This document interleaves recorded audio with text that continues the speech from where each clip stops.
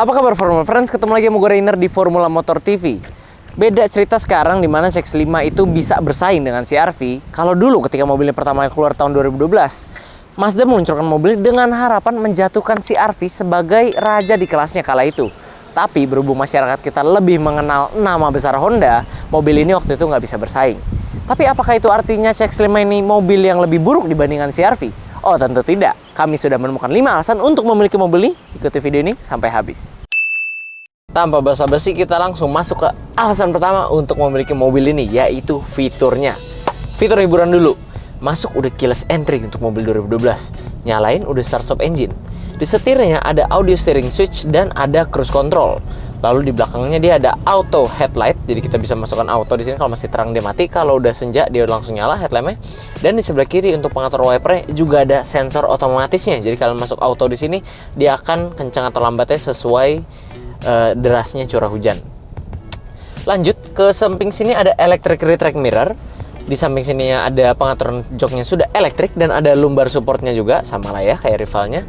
Dan juga sebelah atas ini yang nggak dimiliki rivalnya, sunroof. Tapi kita tutup dulu karena panas. Sunroof. Lah setelah itu ada AC dual zone. Dan yang keren ada heater seat. Ini akan sangat berguna kalau kalian ke tempat yang dingin. Cuman kalau kita lagi di Bekasi kurang kepake kayaknya ya. Setelah itu di atasnya ada head unit. Memang head unitnya nggak terlalu besar ukurannya, tapi ini terhubung dengan mobil ini. Jadi settingan mobil ini kalian bisa cek di sini ya, semacam sebelum MZD Connect-nya Mazda lah. Jadi tetap canggih. Setelah itu mobil ini juga punya vanity mirror dengan lighting.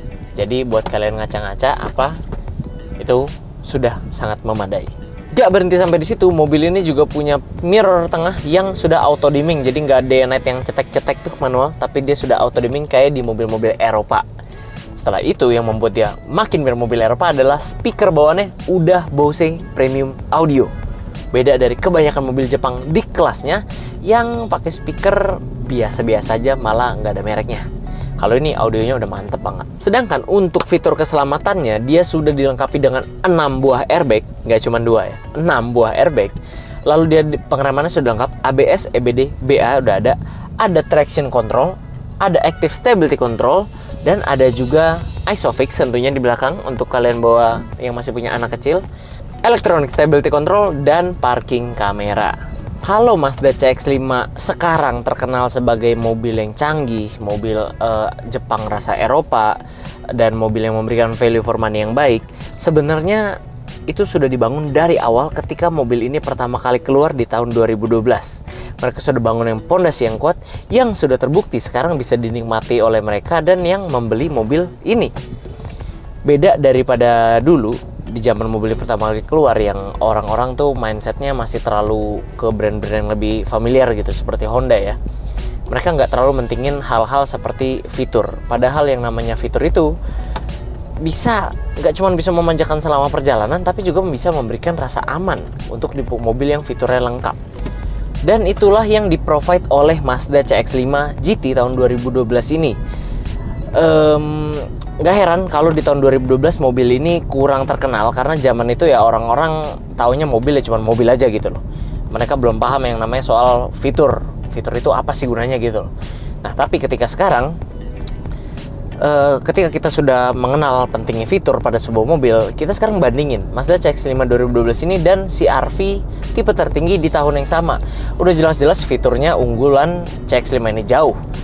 Dengan fitur heater seat, 6 airbag, sunroof, ya, dan berbagai fitur yang kami udah sebutkan sebelumnya, Mazda CX-5 ini dengan gampang ngebuat mobil rivalnya di tahun yang sama itu terasa jauh lebih tradisional dibandingkan apa yang bisa ditawarkan oleh pabrikan yang notabene sesama Jepang loh ya, bukan Eropa dan Asia, tapi sesama Jepang. Dan itulah yang menjadikan fitur adalah alasan pertama bagi kami untuk memiliki Mazda CX-5 tahun 2012 ini. Berlanjut ke alasan kedua untuk memiliki mobil ini. Sekarang kita udah tahu kalau mobil ini adalah mobil yang memiliki fitur yang berlimpah. Tapi kita juga tahu, mobil yang memiliki fitur berlimpah bukan berarti mobil tersebut nyaman untuk dikendarai.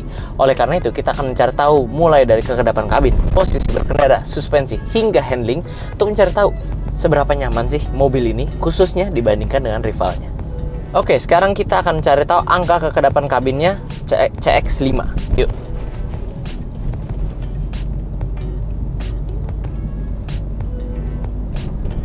...50 besar ya berarti ya. 50 besar mendekati ke 60. Di sini sih masih hijau, artinya hijau masih baik. Barusan ada motor knalpot racing lewat. Cukup oke sih sebenarnya, dan kalau soal berbicara kekedapan kabin, Mazda itu adalah salah satu pabrikan yang memerhatikan kekedapan kabin mobil-mobil mereka. Terbukti daripada lininya sekarang, itu mobil-mobil top of the line-nya itu double pane glass, kacanya lebih tebal. Kalau yang ini memang nggak begitu, tapi dari plat bodinya dan kekedapan kabinnya itu juga tetap diutamakan, sehingga duduk di sini pun kita merasakan suara bising dari luar tidak terlalu masuk ke dalam. Kalau bicara posisi berkendara sih, mobil ini juga sebenarnya nggak ada komplainan sama sekali ya. Duduknya nyaman, electric seat sama, udah seperti rivalnya. Ada lumbar supportnya juga, jadi enak buat yang kaum jompo nih. Bagian punggung bawahnya disupport dengan baik. Konsol box tengah sini posisinya cocok pas untuk jadi armrest. Sebelah sini juga jadi ada armrest, jadi udah enak. Di sini juga ada pegangan tangannya, jadi udah berbagai posisi tangan kita nggak bakal cepat pegel lah duduk sini. Oh iya, untuk setirnya juga ini bisa tilt dan teleskopik ya. Tilt, teleskopik ya, walaupun nggak terlalu jauh jaraknya, tapi ya sebenarnya sudah cukup lah, karena ini posisi berkendara sudah cukup nyaman dan commanding. Cuma satu yang beda dibanding rivalnya, dia lagi-lagi Mazda ciri khasnya Jinba Itai. Kalau kalian lihat video kita sebelum bintang Mazda 2, dia agak lebih sempit, tapi sebenarnya cuman kesannya aja sih lebih sempit. Walaupun kalau CR-V yang kodok itu kan ada gangnya ini, jadi legroomnya terasa lebih luas, padahal ya nggak kepake banget. Kalau ini lebih sempit, tapi bukan berarti yang sempit, artinya cuman kesannya aja lebih sempit, tapi secara posisi berkendara dan duduk ini nyaman juga kok. Buat perjalanan jauh, gua pede banget ini nyaman, dan kalau kalian bandingin sama Mazda 2 beda banget ya. Ini pasti jauh lebih nyaman dan lebih cocok untuk perjalanan jauh. Oke, sekarang masuk ke pengujian suspensi. Rivalnya mobil ini, CR-V itu terkenal karena bantingannya nyaman ya. Dia mobil Jeep SUV tapi bantingannya ala sedan, empuk dan nyaman. Nah, gimana dengan CX-5 ini? Karena tentunya mobil ini tidak lebih terkenal daripada CR-V pada masanya, jadi orang-orang pasti lebih asing dengan karakter suspensinya. Kita coba aja, kita hajar nih. Oke. Empuk loh. Ini masih empuk ya. Ini kita kecepatan 40. Oh, masih empuk banget ini. Ini masih empuk banget loh. Mobil tahun 2012.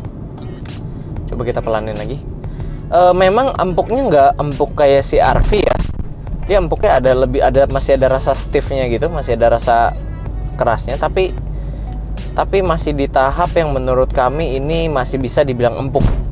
Tapi lagi-lagi ya memang tidak seempuk si CR-V, tapi kalau kita punya mobil SUV dengan karakter suspensi seperti ini sih nggak komplain juga sih, karena masih bisa dibilang nyaman. Apalagi kayaknya Mazda sengaja taruh agak stiff sedikit supaya handlingnya lebih baik mungkin. Jadi yuk kita coba aja. Sekarang kita mau menguji suspensi handling. Nah, udah nggak ada pastikan, udah nggak ada orang. Oke, kita coba. Dikit aja kayaknya berasa. Bentar.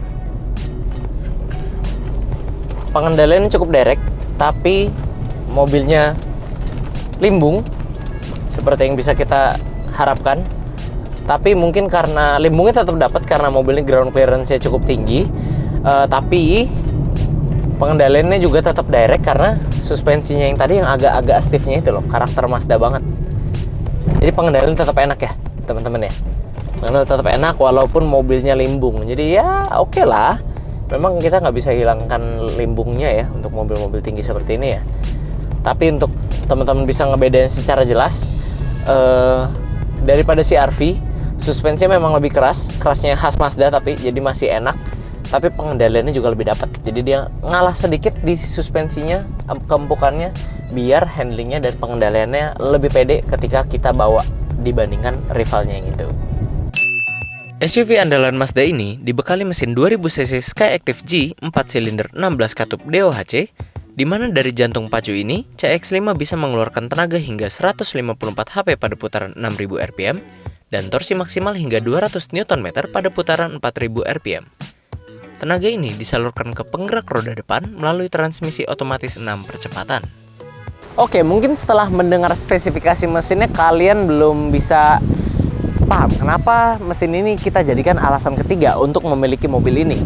Tapi jika kita bandingkan lagi-lagi dengan rivalnya yaitu CR-V, jangan ngomong CR-V kodok lah ya, itu kan yang udah generasi lama ya. Yang setelah kodok lah, yang sama-sama 2000 cc mesinnya. Pertama dari tenaga dulu, di atas kertas aja perbedaannya udah lumayan. Perbedaannya mungkin sekitar 5 HP untuk tenaga dan torsinya bisa beda 10 Nm. Itu berasa ya kalau kalian pakai di jalan, apalagi head to head dengan diadu dengan CR-V ya. Di atas kertas, tenaga yang dihasilkan mesin Skyactiv ini lebih besar dengan apa yang bisa dihasilkan mesin Honda. Dan juga keunggulan lainnya adalah ternyata surprisingly lebih irit. Kita udah coba dari jalan tadi depan masuk perumahan, arah showroom ke perumahan ini, terus muter-muter 10 km kurang lebih.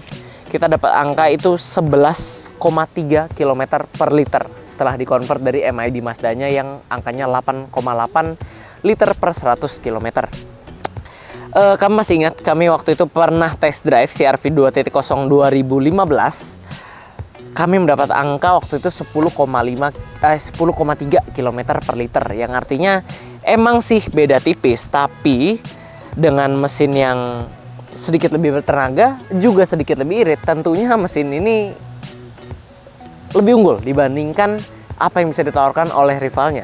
Oleh sebab itu menurut kami, ya lagi-lagi Mazda nggak cuma canggih dalam berbagai teknologi fitur, tapi juga dia juga canggih dan niat dalam mendevelop sebuah mesin yang memang unggul di kelasnya masing-masing. Untuk itu, mesin ini adalah alasan ketiga kita untuk memiliki CX-5 GT 2012. Selain apa yang ada di dalam, yang dari luar CX-5 ini juga seperti nggak mau kalah gitu loh. Karena salah satu yang kita bisa nikmati dari mobil ini adalah modelnya yang ganteng banget. Nah, CX-5 ini adalah sebuah SUV yang nggak banyak lekukan-lekukan tajam yang biasa ada di SUV di kelasnya, yang membuat tampilan lebih agresif. Dan dia juga nggak banyak ornamen-ornamen doff-doffan yang membuatnya terlihat lebih gagah. Tapi somehow mobil ini juga tetap dilihatnya berwibawa gitu loh. Nah, salah satu faktor terbesarnya pasti karena grillnya ini yang ciri khas Mazda banget. Grillnya cukup besar ya, membentang di tengah sini dan didukung dengan pola honeycomb yang memang trending pada masanya. Setelah itu dia nggak banyak ornamen apa-apa, cuman ada list chrome aja yang membentang dari ujung headlamp ke ujung headlamp satunya lagi. Nah, kalau soal headlamp sih di sini memang dia masih menggunakan headlamp utamanya proyektor ya, belum LED. Lampu jauhnya kalau di sini udah upgrade LED, tapi sennya masih pakai bohlam. Sama seperti fog lamp-nya masih pakai bohlam ya, belum ini ya. Tapi walaupun begitu, dia tetap terlihat lebih advance ya daripada kompetitornya. Nah, di depan sini sih memang lagi-lagi ya, Mazda itu dari dulu, semenjak CX-5 yang 2012 ini, dia menganut bahasa desain yang mereka sebut kodo desain. Kodo desain itu adalah bahasa desain yang mengutamakan minimalis. Nah, fakta menariknya adalah kalau misalnya kita lihat di Mazda yang 2012 ini, fog lamp-nya seukuran ini, ketika masuk generasi terbaru dan terbaru lagi, itu fog lamp-nya lama-lama mengecil dan hilang. Mereka makin menghidupkan konsep minimalis yang menjadi nilai utama dari kode desain mereka. Nah, menjadikan Mazda CX-5 yang 2012 ini mungkin lebih cocok buat kalian yang suka dengan desain yang gak terlalu minimalis kayak di kebanyakan Mazda zaman sekarang. Tapi biarpun begitu, dibandingkan SUV-SUV lain di kelasnya, CX-5 ini salah satu yang tetap memang paling minimalis tampilannya. Tapi meskipun begitu, tetap enak dilihat bukan? Berpindah ke sisi belakang, lagi-lagi kita akan menemukan aura yang sama, tapi nggak cuma elegan. Di sini mulai berasa lah SUV-SUV lebih ditebelin dikit sama Mazda. Mulai dari sini, kita dapat side body molding yang dimulai sebenarnya dari depan ke samping hingga berlanjut ke belakang sini di bumper belakangnya.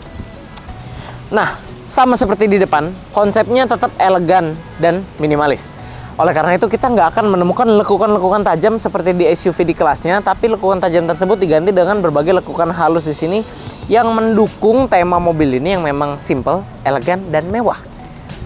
Nah, kalau soal lampunya sendiri di belakang sini masih sama ya, menggunakan bohlam. Wajar lah ya, edisi pertama tahun 2012. Tapi untuk mempercantik bagian belakang sini, Mazda memberikan spoiler dan 2 buah knalpot. Seperti yang kita bahas di poin sebelumnya ya, mesin mobil ini bukan turbo. Jadi sebenarnya pasang 2 knalpot itu bukan sebuah keharusan. Tapi Mazda tetap pakai si 2 knalpot di sini yang membuat tampilan mobil ini selain elegan, minimalis dan mewah, jadi lebih sporty. Tapi tenang ya, ini knalpot asli, bukan knalpot palsu. Setelah itu sih di belakang sini ada apa lagi ya? Soalnya minimalis ya, jadi apa yang mau dibahas juga susah. Oh, ini. Untuk memberikan faktor safety tambahan, Mazda menambahkan third stop lamp pada bagian spoiler, defogger pada kaca belakang, dan mata kucing bagian bawah. Nah, selebihnya sih ya sudah tidak apa-apa lagi ya. Tapi lagi-lagi memang konsepnya kodo, minimalis. Dan menurut kami Mazda cukup berhasil menjadikan mobil yang dibangun dari konsep minimalis ini menjadi sebuah mobil yang enak dilihat baik dari sisi depan ataupun sisi belakang. Hampir ketinggalan soal ban, ini juga sebenarnya salah satu yang membuat mobil ini walaupun minimalis, nggak ada lokokan tajam dan nggak ada dop-dopan kayak banyak mobil SUV di kelasnya, tapi bisa kelihatan gagah karena bannya. Profil bannya ini 225/55 ring 19. Ini ring yang cukup besar untuk di sebuah mobil bermesin 2000 cc. Karena kalau kalian perhatikan sekarang, kalian nyari mobil yang ringnya 19 itu pasti umumnya mobil-mobil yang badannya lebih besar daripada sebuah CX-5. Apalagi di tahun 2012. Kalau mobil zaman sekarang kan emang udah pada gede-gede. Cuma kalau 2012 ya nyari mobil lebih gede dari ini dikit. Tapi ini ringnya 19.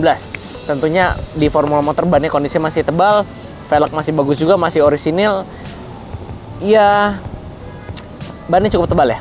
Bannya besar juga. Jadi ini salah satu faktor kenapa mobil ini bisa terlihat mewah, gagah, walaupun tanpa perintilan-perintilan di SUV pada umumnya. Oke, secara keseluruhan sih menurut kami model yang dimiliki CX-5 ini patut diacungi jempol ya. Apalagi kalau kita bandingkan dengan rivalnya CR-V yang kala itu punya 2 model. Satu CR-V model ini, satu CR-V ini. Nah, mungkin ini pendapat yang cukup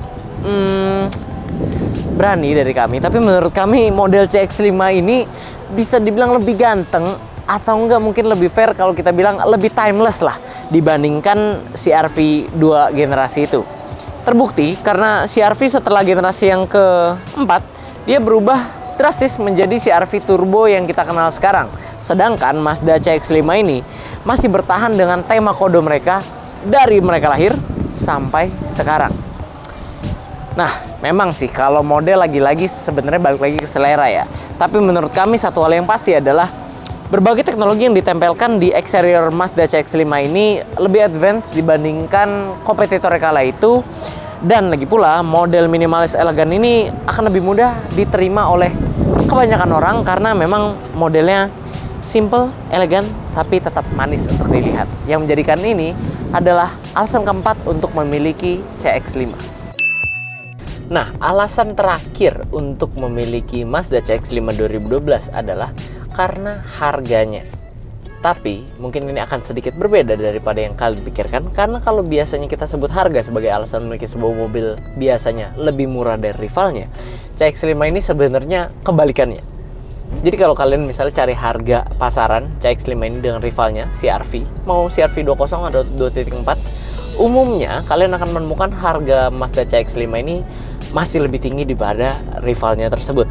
Ini bicara pajak hidup dan kondisi bagus ya, seperti di Formula Motor. Nah, terus kenapa dengan harga yang lebih tinggi malah kita bilang justru ini adalah alasan untuk memiliki mobil ini? Padahal bukannya harga yang lebih murah itu adalah lebih bagus. Untuk menjawab pertanyaan itu, kita harus memperluas sedikit sudut pandang kita terhadap mobil ini. Nah, di Formula Motor kami menjual mobil ini OTR itu 150 juta lebih sedikit. Nah, dengan harga segitu sebenarnya udah bisa lah ya mobil ini dibilang udah mulai terjangkau. Nah, tapi dengan budget segitu sebenarnya pilihan apa sih yang kita punya?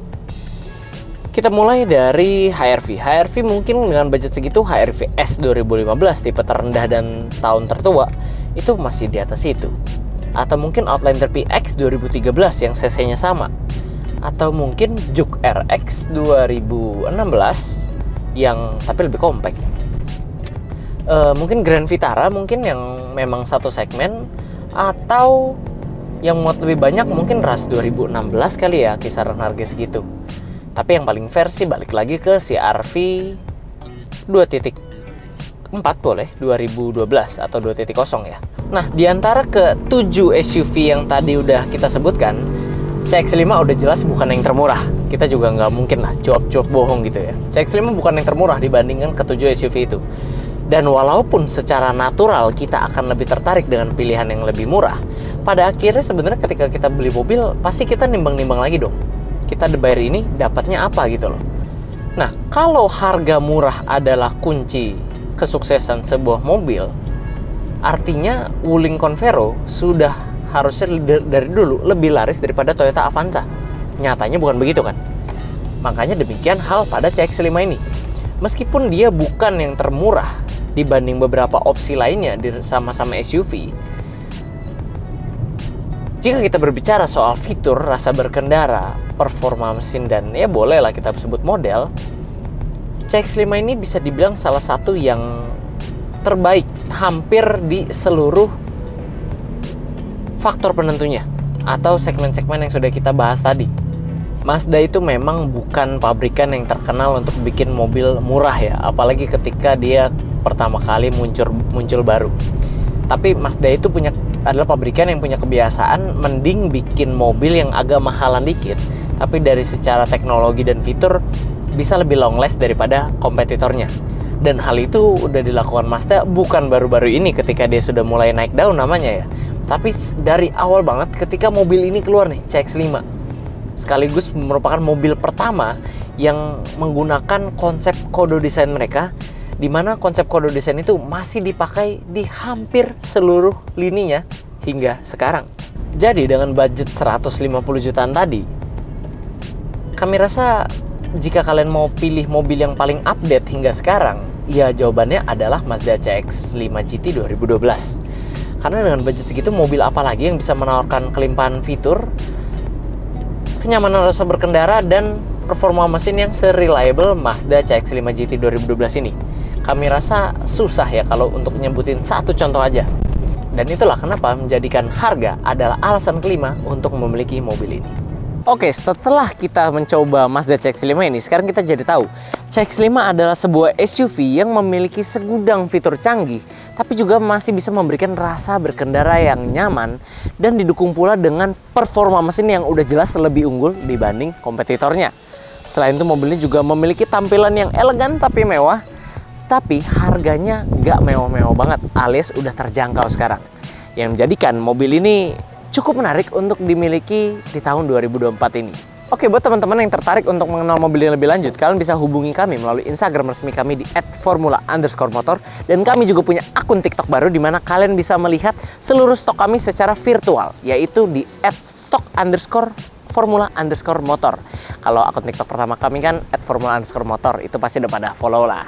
Nah, buat teman-teman yang mau pilihan mobil second berkualitas lainnya, kalian bisa kunjungi website kami di www.mobstripcast.com. Oke, kayaknya sekian dulu friends untuk video hari ini. Kami tentunya masih punya banyak konten menarik dan edukatif lainnya yang akan kami sajikan di channel YouTube kami, yaitu Formula Motor TV. Jadi jangan lupa like video ini bila kalian menyukainya, dukung kami dengan cara subscribe channel kami, dan jangan lupa bunyikan lonceng notifikasi agar kalian tidak ketinggalan update dari kami. Pada akhirnya, gue pamit undur diri dulu. Sampai ketemu di video selanjutnya.